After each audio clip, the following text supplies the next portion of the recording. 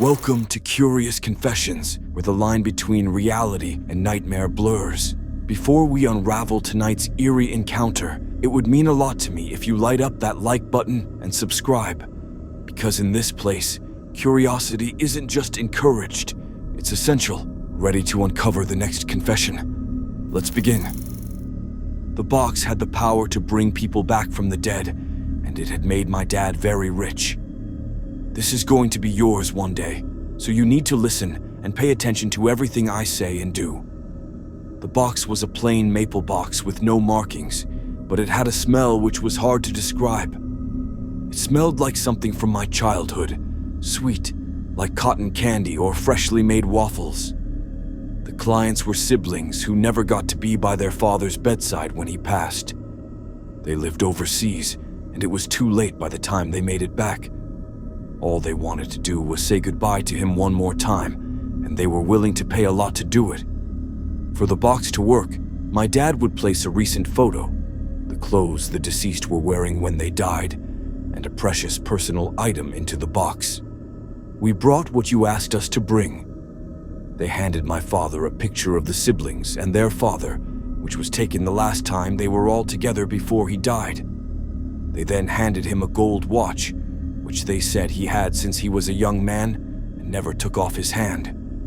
My dad placed the items in the box along with what he was wearing the day he died. I wasn't sure what was going to happen next, but I could feel the beating of my heart as we stood there waiting in silence.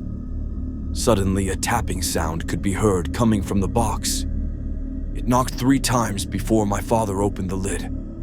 The old man looked confused at first, but when he saw the smiling faces of his kids, his eyes lit up. They spent the next 2 hours alone in a room together.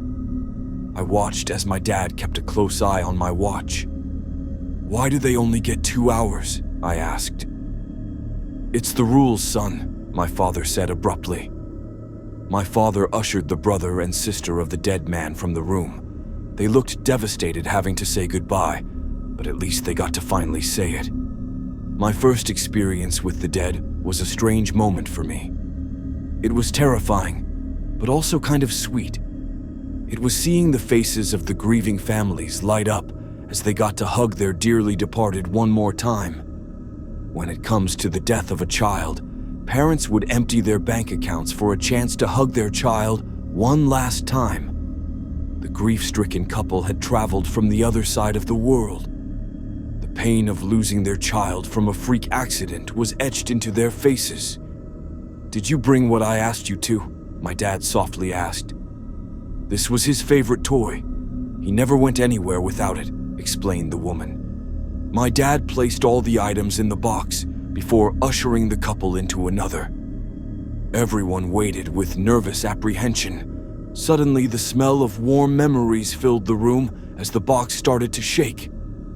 My dad walked over and took the lid of the box, and a fresh-faced blond-haired boy was smiling up at us. His blue eyes were bright and radiant, and he smelled like a newborn baby.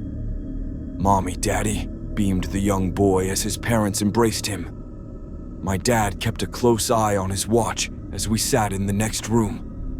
"I hate this part," said my dad with a sullen look on his face.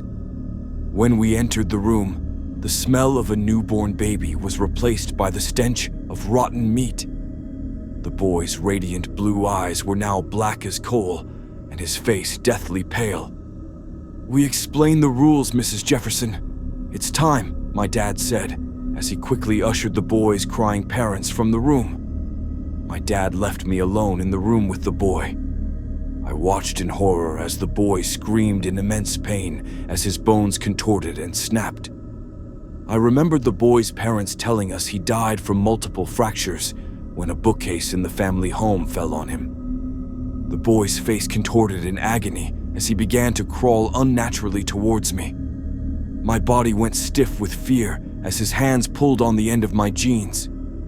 All I wanted to do was scream, but I couldn't make a sound.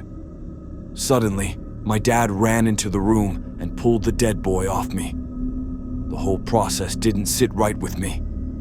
Watching that poor boy squirm in agony was a sight I never wanted to see again. After the parents had left, my dad picked up the boy as he cried for his parents and carried him from the room. "What are you going to do with him?" I asked. My dad stood silent as a look of guilt radiated from his eyes. "They're dead, son. Why does it matter?" As we stopped at a large steel door, my dad turned to me with a serious expression on his face. "You have to promise one thing.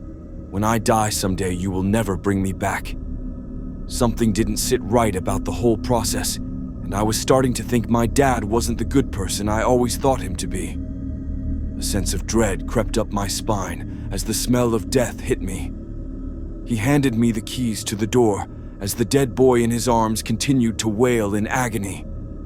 My hands were shaking with fear as I placed the key in the lock. I slowly opened the door, and the sound of agonizing screams was deafening. The room was filled with hundreds of moaning and wailing corpses, some calling out for their loved ones. "It doesn't feel right to just bury them," he said, as he flung the dead boy like discarded rubbish into the pile of the living dead.